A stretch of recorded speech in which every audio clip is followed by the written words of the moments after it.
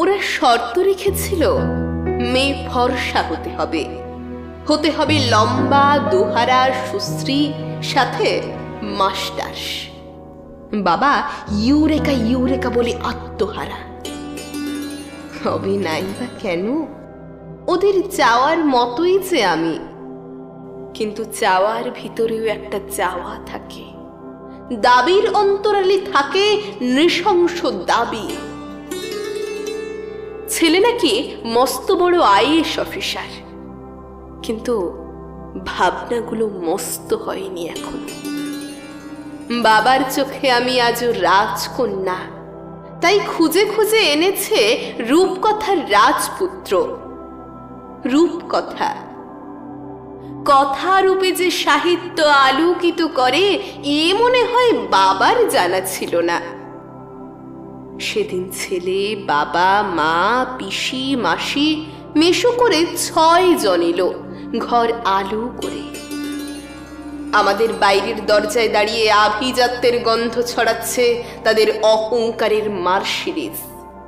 51বর্তী একটা রক্ষণশীল পরিবারের গঠনতন্ত্র আমার শিরায় শিরায় গঙ্গার পবিত্রতা রক্ষা করে প্রবাহিত হচ্ছে রক্তের সাথে।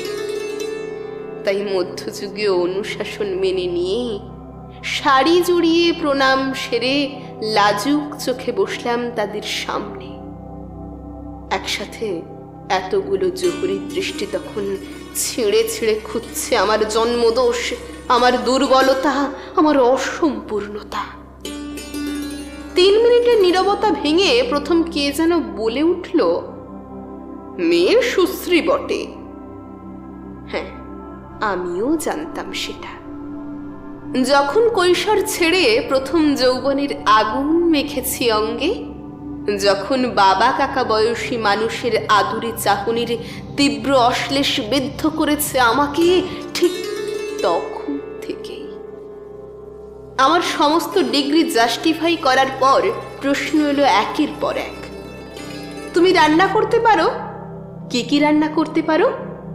ঘর গোছাতে পারো? পড়াশোনার বাইরে আর কি জানো? ছেলে কিন্তু খুব শৌখিন, বিয়ের পর কিন্তু তোমার চাকরি করা চলবে না। আমার সবেতেই উত্তর ছিল না। বুঝলাম এ ডিগ্রি শুধু গৃহকর্মে নিপুণা হতেই। হঠাৎ আমার রক্তে বিদ্রোহের বিদ্যুৎ। রক্ষণশীলতার সমস্ত অবগুণ্ঠন ছিঁড়ে প্রকাশের আকাঙ্ক্ষায় ছটপট করে আঁচড় কাটছে বুকের ভেতর। অর্থহীন এ শর্তে চিরনিদ্রিত ভিতরের নারীত্ব জেগে ওঠে বিদ্রোহী। 8 পৌরে হৃৎপিণ্ডের চারিদিকে তখন আগুন। ভুলে গেলাম নারী ঐতিহ্যের সেই চিরলালিত সাবধান বাণী, তখন আমি পূর্ণাঙ্গ নারী।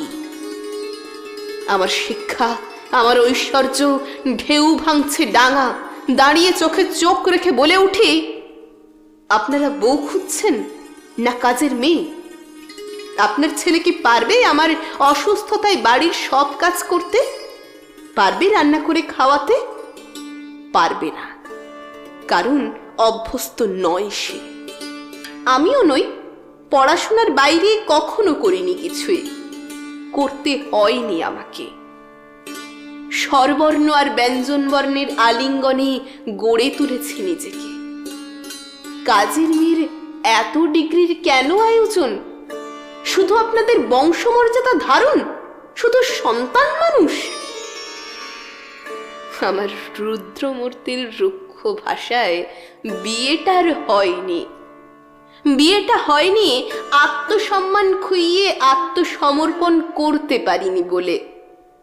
জানি নারী তো সুন্দর শুধু কাব্যে আর কবির ভাষায়, কিন্তু